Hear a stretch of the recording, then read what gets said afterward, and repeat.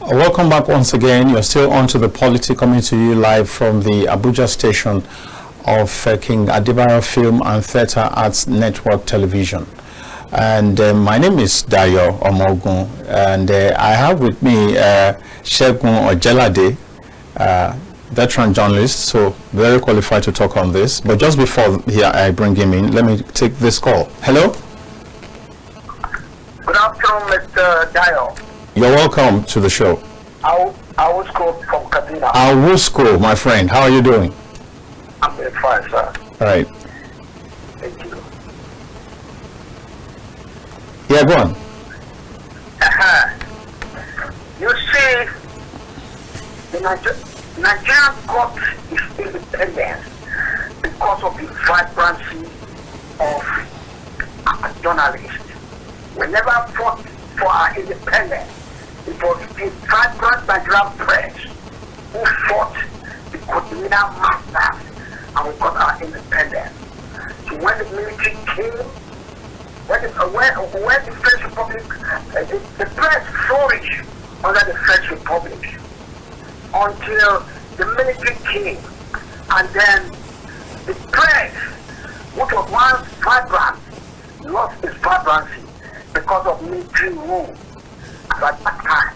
But even then, the press still remained vibrant, and they fought the military even to the time of Abacha, and the press chased down Abacha and the Civilian Regime came.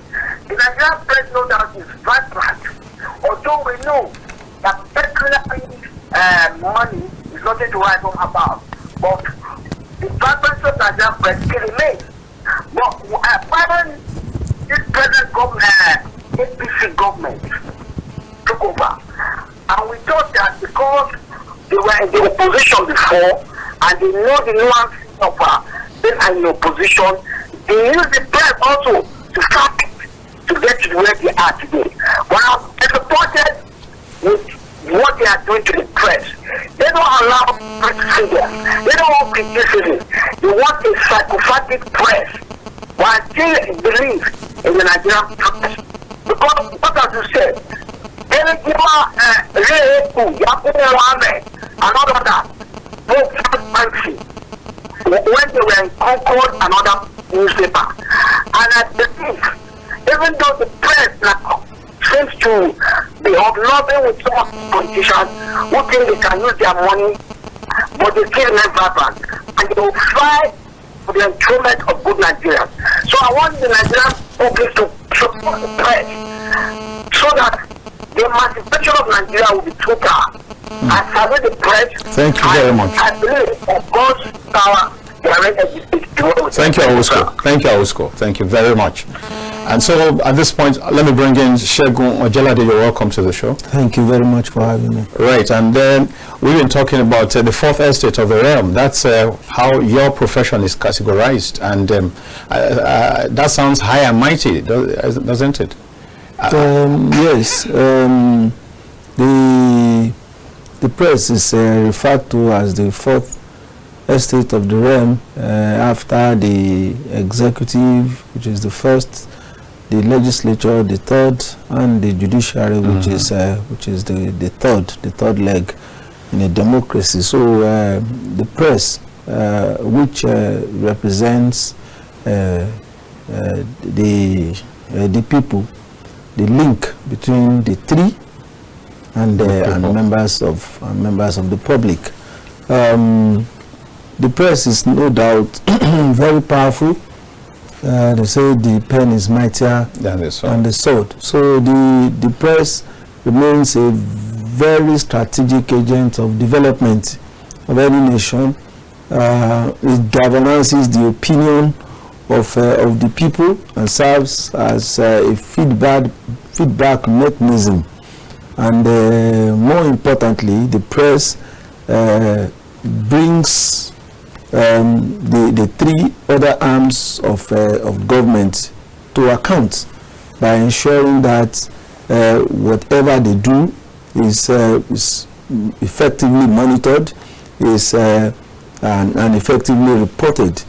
and the feedback is brought back from the people. So if before the people can form their opinion, a vibrant press is needed. And like Awusko rightly said, the Nigerian press, right from pre-independent days up to independent years to this very moment, remains very vibrant.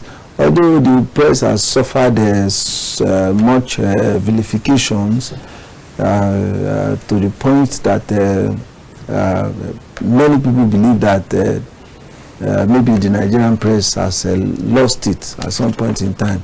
But the Nigerian press has played a very pivotal role in independence, in the First Republic, Second Republic, and especially during the period of the military, like Awusko said, and that we all know, the press fought the military very gallantly, and the press can take a huge chunk of commendation or credit for Nigeria's return to democratic rule.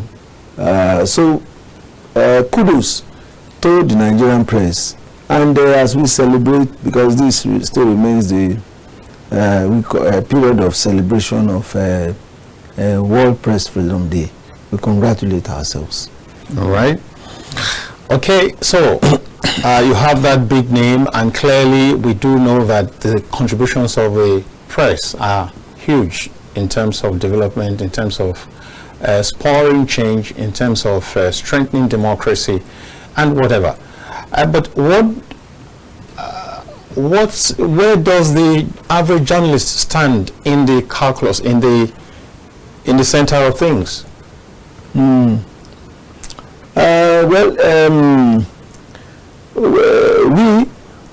still remain key elements of governance in this country.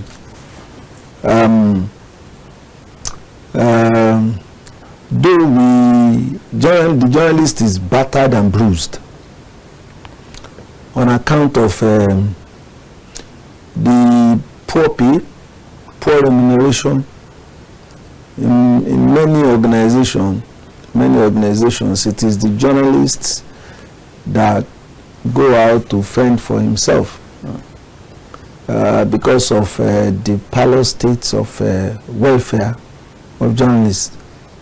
Many of those that are now in the business of publishing are struggling to survive. If not for online journalism these days, that the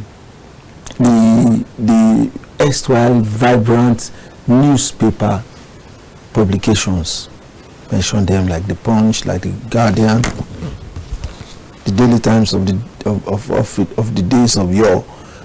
If not the fact that they are now going into online publication, how many Nigerians still buy newspaper today?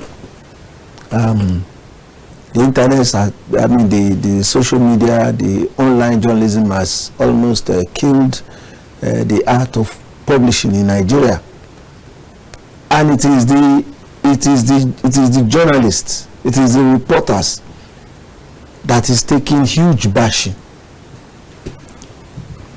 Many of the organizations are struggling to pay.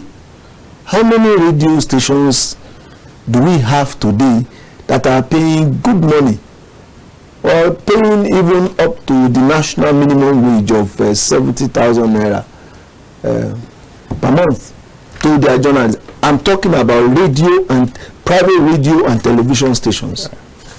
We've seen some of our colleagues that are earning 40,000, 50,000.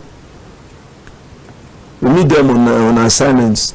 You hear them on radio, vibrant voice, doing great things, but how much do they earn? But the journalist is still very active, very vibrant. Every day you hear about Nigerians are not lacking in information about governance and about what is happening anywhere in the world. And the Nigerian journalist is well trained.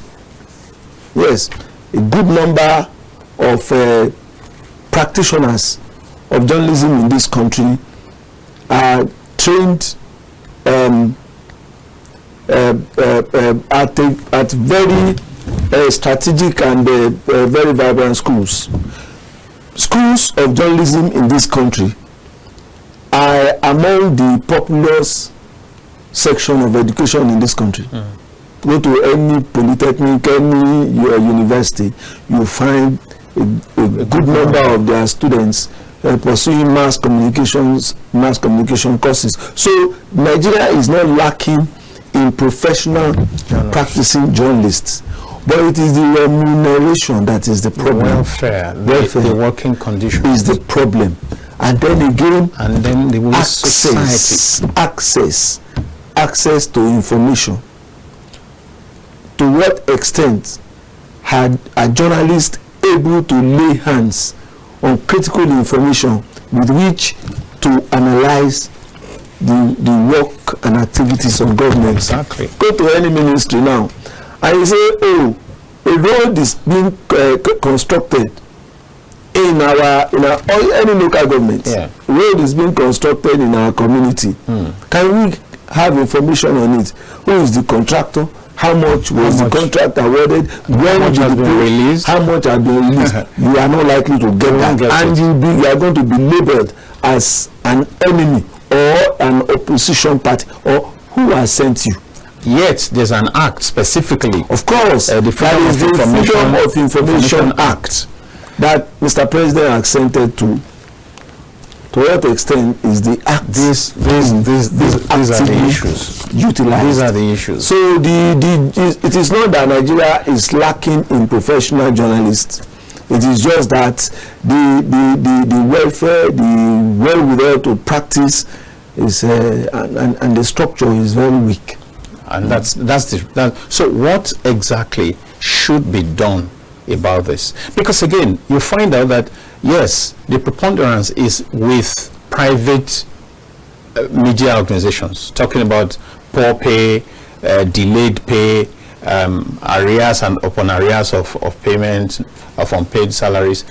But you still have, in some cases, even in government establishments, you still have some measure of poor pay, and sometimes even unpaid arrears. So what can journalists do about this? Because you see, I find a situation where journalists fight for every other person.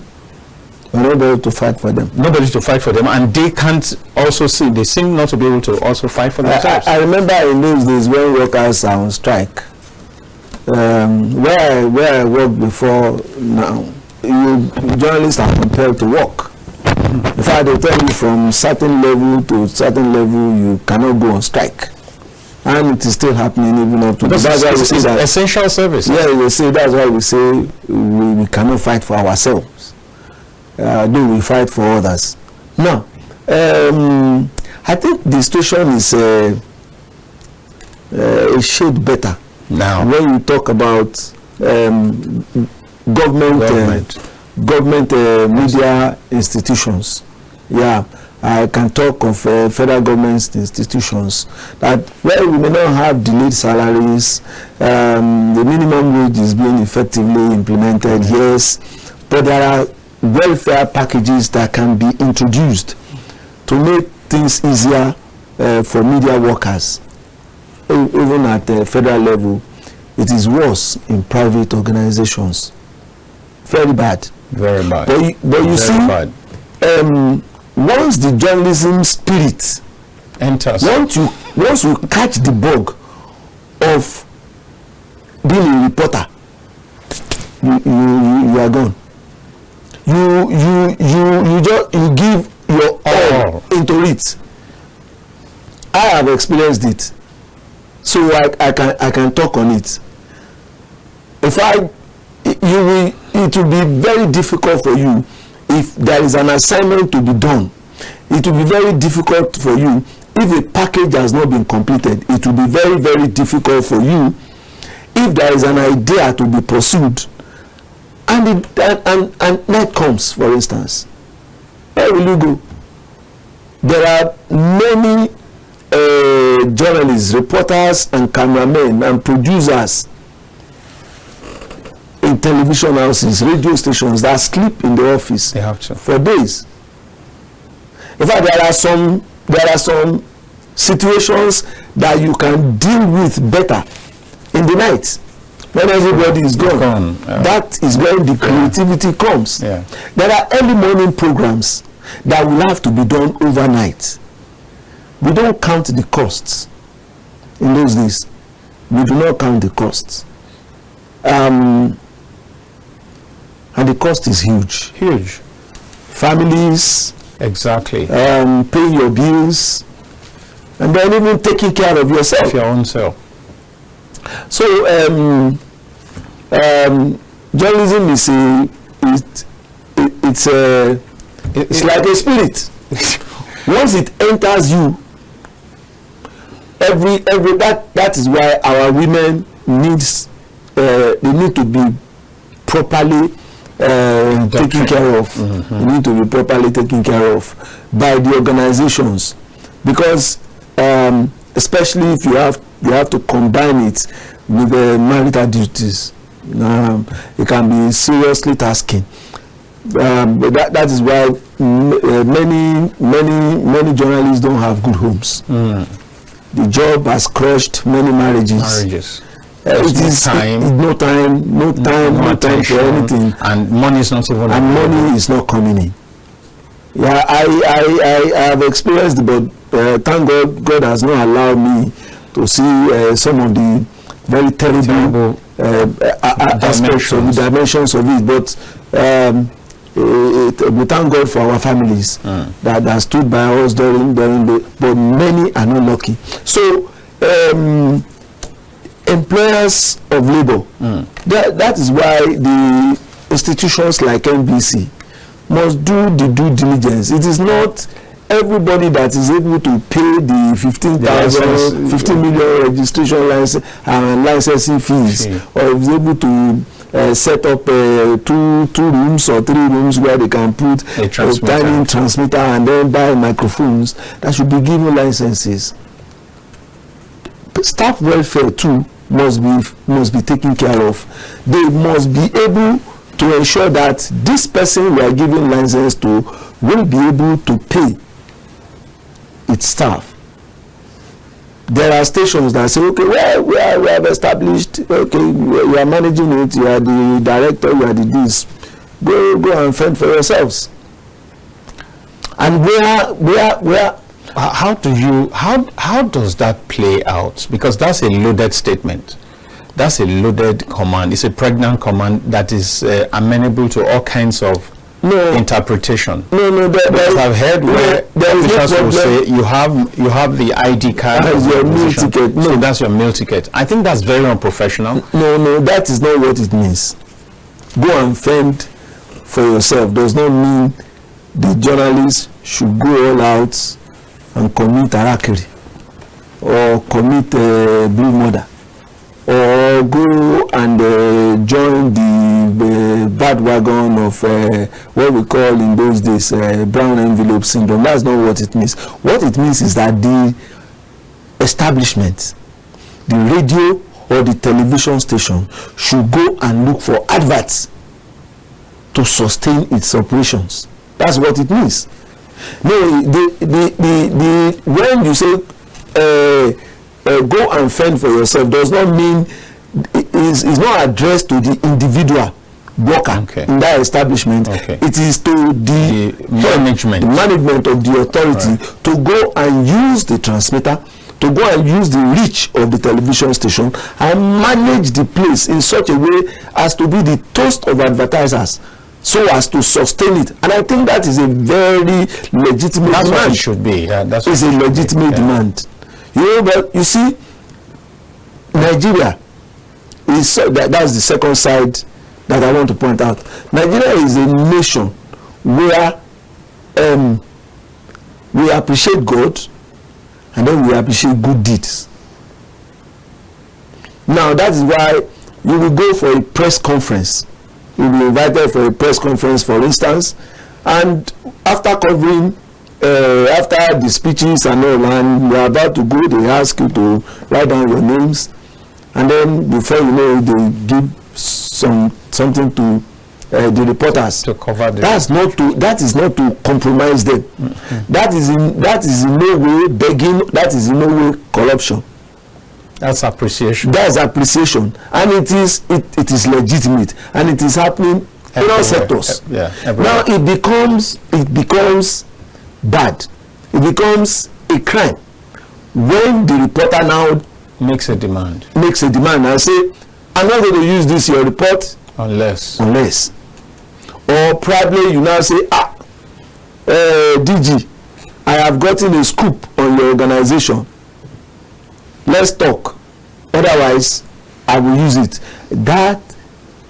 That's now blackmail. That's the other side of the practice of the profession, and you have that with journalists. Journalists in quote now, journalists in parentheses, those who don't have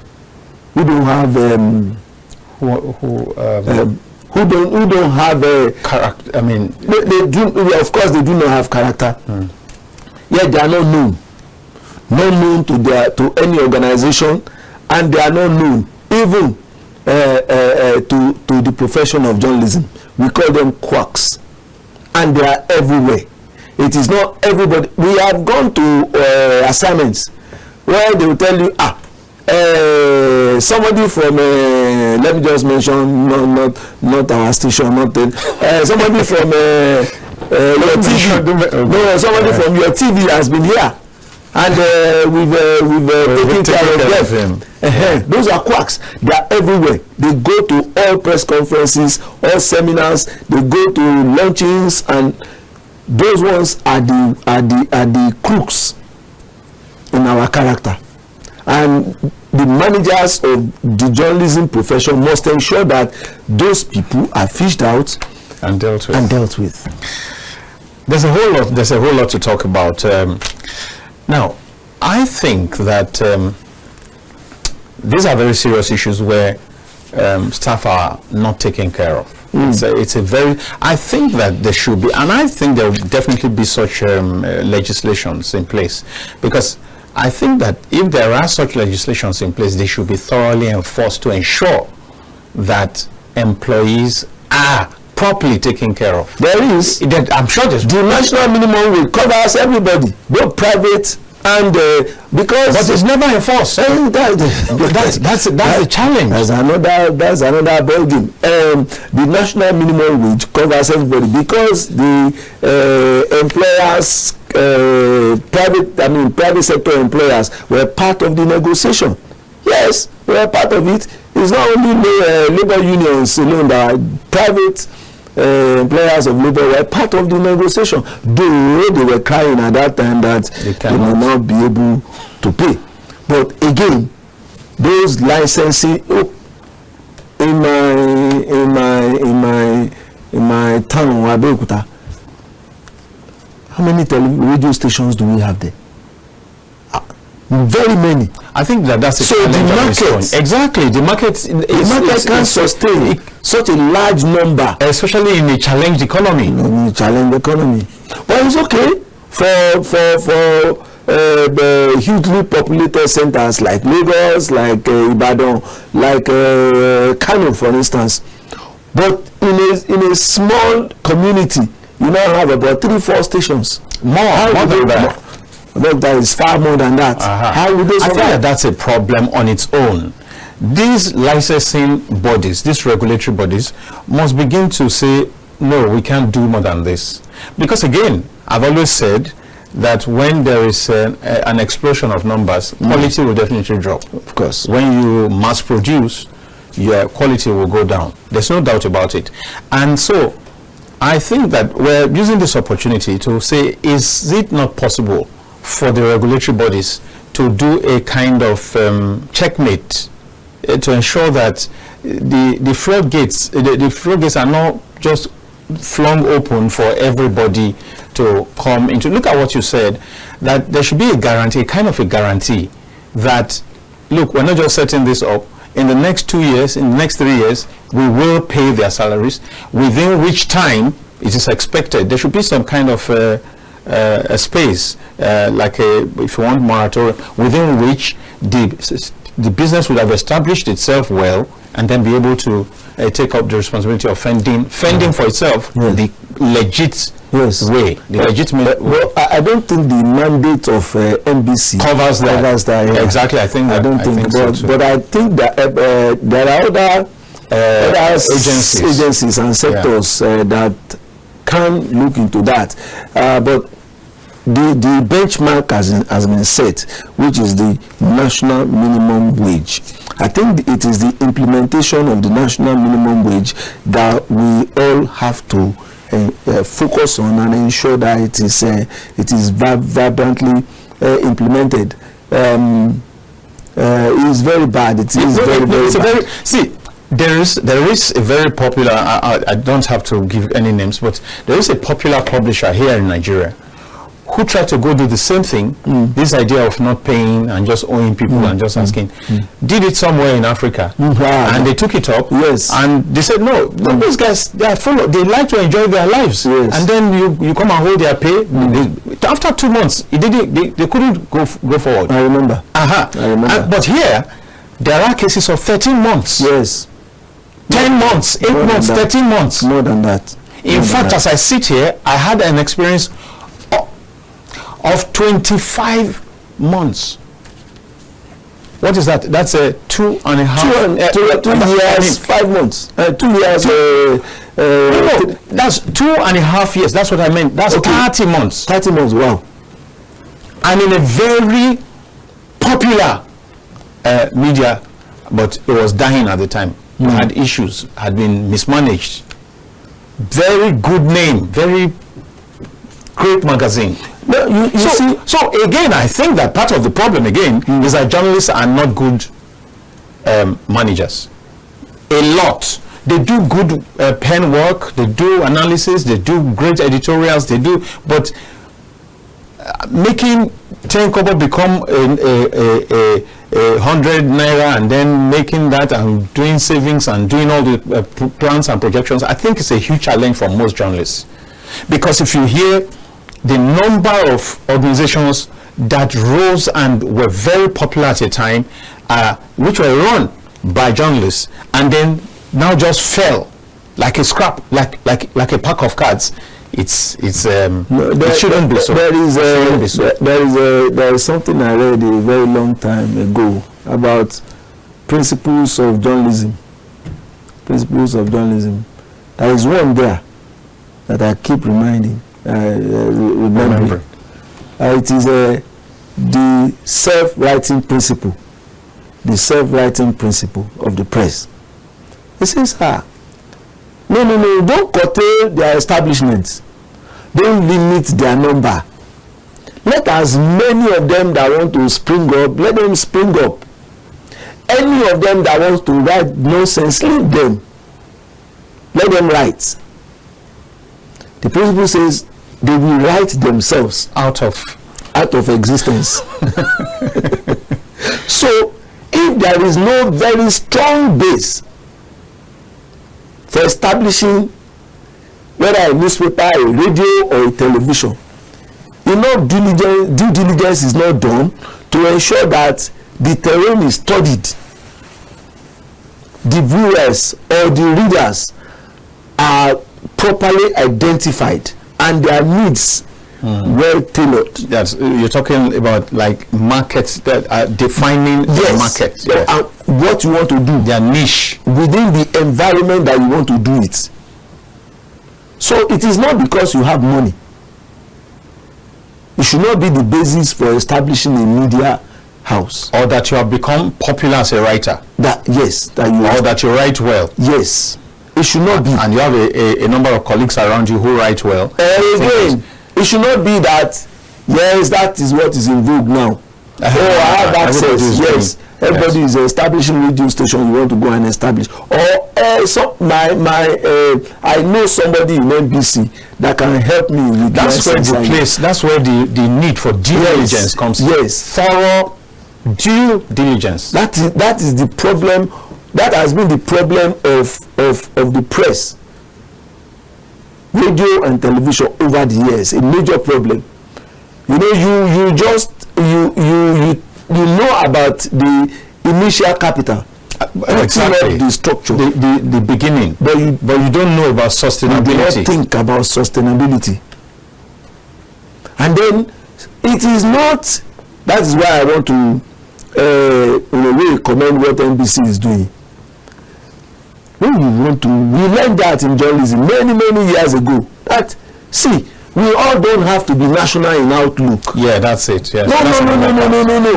That's part of what you said about identifying your market. Yes. If you want to broadcast to a community, then it's a community radio. Yes. For instance, if you want to talk to your Eba people, for instance, only. Where I come from, Eba, you just face Eba. You face the people, and so the people will recognize the station as their own the station. You know, the challenge as their own. Yes. Now, if they see the station as their own, they will support it to succeed. We've known that very long time ago. There are stations like that are focused. You can have there is a is it a law radio or a legal radio in Lagos? There is a sports transport traffic. Yes, there is a sports radio. Yeah. There is a women clinical radio somewhere in Lagos. And you see, once the community recognizes that this is our own, they will support it to succeed. Now, it is not, you can't have a radio station that does not cover even Abeokuta, that is interested in what is happening in Aso Rock. Leave that to NTA, leave that to AIT channels. You face your community, talk about the traditional life in that environment, talk about who is the Akpino of Egaland, who is the Balogun. I think that those kind of stations will yet have issues, because again, where will advert support come from? The people. See, now wait. It's the people. No, it's something that we have seen working. Do you know how many market women we pay 1,500 to greet the Alake of Egaland when he's having the coronation anniversary?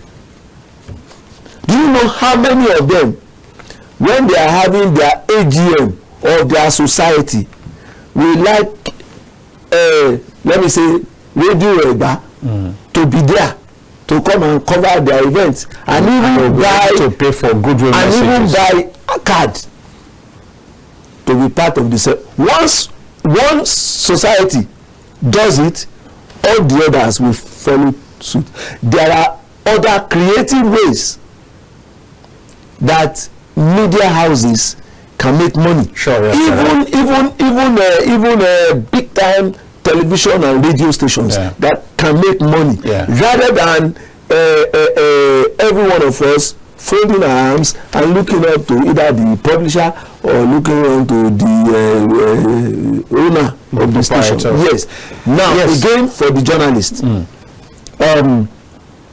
we have been lukewarm, or we have been boxed to a corner by the noise of the public that journalists are corrupt. They are looking for bribe envelope. It is now very clear to every one of us now that a journalist must be a marketer and a public relations person. You cannot. Yes. If you look at those different roles, they tend to conflict somehow, because you can't truly be a journalist and do PR. PR is totally sometimes bootlicking. I'm sorry. I understand. I understand. Sometimes let me use it's reputation. There's no reputation. Let me use us here as an example. For instance, we are the first line PR managers of KAFTAN TV. Sure, yes. We go out, we talk good of KAFTAN. We are in the station we are doing good to project the image of KAFTAN TV. That is very, very critical. Very. You cannot run your organization down, number one, and then you go on there, you look good. You must look good. And then you do your research very well in presenting your programs. Right. So that whoever is watching KAFTAN will say, these people are good. They know that is for PR. Number two, we are the marketers of KAFTAN TV. Sure. It is now very obvious that there is no way that KAFTAN TV can survive without every one of us going out to market the brand. Sure. In our own small ways. Yes. Before we got here, probably you passed in those days when we were working, when you are passing on the road or driving and you see a banner either of a church or a company or a religious body advertising a program, and they want to do a program, you park by the side of the road and pursue that. Or you are listening to the radio, some organizations are already on air, you go there and say, can we also have? That is what I'm saying. Yeah, that's correct. Or you are at a press conference and you heard that so organization is trying to do something. You go there and look for advert for your station. Sure, yes. Now those are the added rules that every journalist must take. By the time you do that, you bring that kind of money to the station. Of course, you are going to get a commission. That's exactly what I'm saying. Now, for a very long time, journalists have been laid back in these areas. Like I said earlier, I do not think it's about being laid back. I do not think it's about being laid back. It's about the fact that their own job is cut out for them already and is very demanding. You just talked about situations where journalists have to sleep in the office. Yes. And sometimes a journalist is on the road, on his toes from morning till night. Yeah. And a good journalist doesn't even close. Even when you're closing, you're in the staff bus or you're in a public vehicle and something is happening, that bug you talked about will not allow you rest to see something happening and you don't catch it and get it, especially as breaking news or whatever. So that's, I think that time constraint, that is a major challenge. But like you're saying, where there is space, where you can accommodate it, I think that journalists must begin to really look at that. Yes. And then also, is it not possible, if you say that these people are members of the fourth estate of the realm, and you take good care of the first estate of the realm, of the second estate of the realm, of the third estate of the realm, shouldn't we get to the point where officially, statutorily, there is something to ensure? Because the way we are going, we might lose the media, or we might lose good quality media, and that's not good for society. And you will agree with me that the cost of running any media, whether it's newspaper, whether it's a TV, whether it's a radio, is humongous. Yes. And it's money you need consistently, every day. Now, is it not possible to factor this into the? I'm just thinking. I'm just thinking off the cuff. Is it not possible for government to begin to have like a grant, a yearly grant, and for recognized media outfits? Maybe that will be the challenge. Again, there will be some challenge in determining who is recognized, and all kinds of this will come to play in determining that. But at least there should be something. If you recognize them as that important, because they are a link, because they provide a feedback, because they go even at the expense, at the risk of their lives to get information to you, I think that the day has come when government must begin to think in that direction. What do I say? Let me say this. Yoruba will say, Babebe Moyomo, meaning that because you call me daddy doesn't mean I don't know my biological children. Everybody can call me that. Everybody can call me, but I know the number of my biological children. Yes. So Chief Lagbaja cannot establish a radio or television station or a newspaper, and then expects the state or federal government to come and put subvention. Let me help you so that you will be able to. Honestly, I understand you. No, wait. You know that today, is that correct? Today, TED Fund also supports, to some extent, private universities. No. They don't. That has been yes. Okay, TED Fund does not. It has still not. It has not seen the light of day. Private institutions have been crying. What I'm saying is this: yeah, you can say, okay, yeah, Kaduna State government, for instance, when they are having their inauguration of whatever, they can call KAFTAN TV to come and do live transmission for them, or cover their event, or even go into partnership with them, where we will have what do we call this, retainership. Yeah. Yes, it can be a business arrangement between organizations and the government, but it will be very, very impossible to legislate. No, nothing is impossible. Maybe difficult. Okay, difficult. Extremely difficult to legislate that. Now, but take the principle I told you about, the self-writing principle. Go and establish your TV station. If you like, but you see, if you don't do your due diligence, yes, if you don't do your homework, of course the thing will die. How many radio and television stations, even what do they call these ones that we transmit by cable TV straight into, how many of them have died? They died. If you don't do your homework before establishing, I'm just afraid that you just go and put your staff into problems. The thing will die and nobody remembers it. How many of them have died? So the onus is on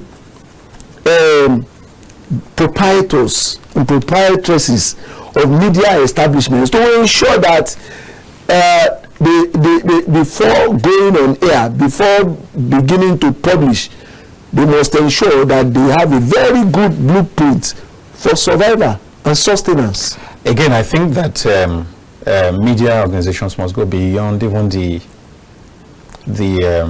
traditional way of sourcing for funds. I remember that NTA, I hope I'm correct, NTA at the time used to have, I think, like NTA estates or something, NTA, all kinds of things. Not only estate. all kinds of things, Yes. And that's the only way.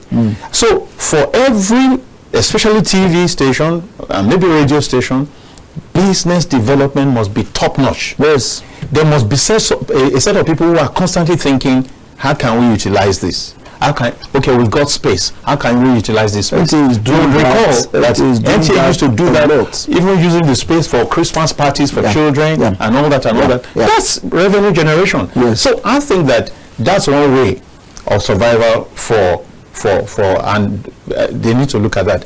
But now let's say this: what can the employee do? An employee in, especially like we have identified, in a private setting. Somebody told me, Fola Adikeye said, you should know the moment you do 6 months in a place and you're not paid, don't stay there.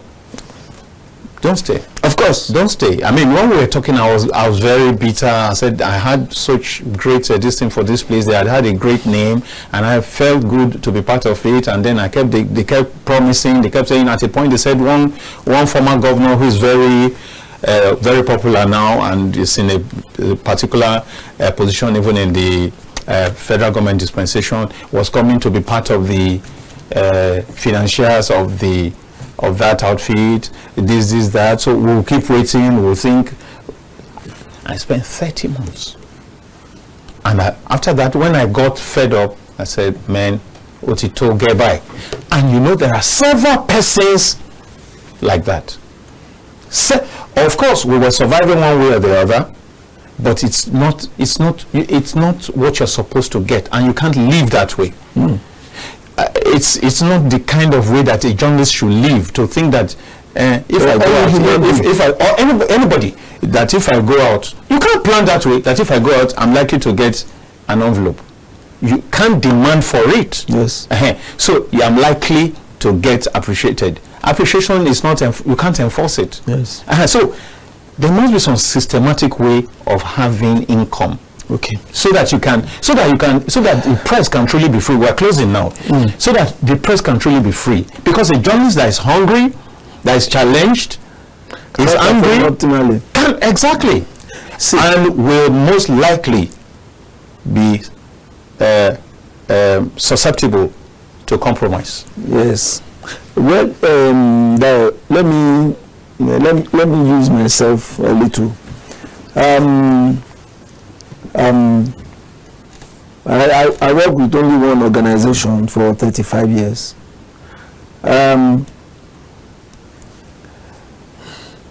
Now,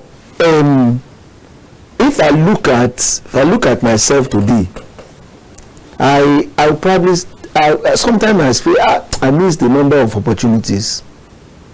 Maybe there are things I should have done that I didn't do. Probably it was just the grace of God that made me survive up to this very moment. Yes, I'm now talking to younger generations of journalists, reporters, and all media workers. See, the grace is still there. The grace of God is still there. But you see, do not rely entirely on grace for survival. Now, the opportunities have widened now. Widened. There are so many things that you can do, even online. Yeah. While still working. That's correct. While still working. That's correct. For you can work remotely. Personal development. True. Enhancing yourself, getting more knowledge, and having more certificate that will make you more marketable. Like you said, if you work, like somebody told me, we should have made you to run that time. Yes. If you work for 6 months, don't even let it be up to 6 months. Somebody doesn't pay you. What are you doing there? Yes. That's the way you very blatantly. It will be very easy for you if you have upgraded yourself. Exactly.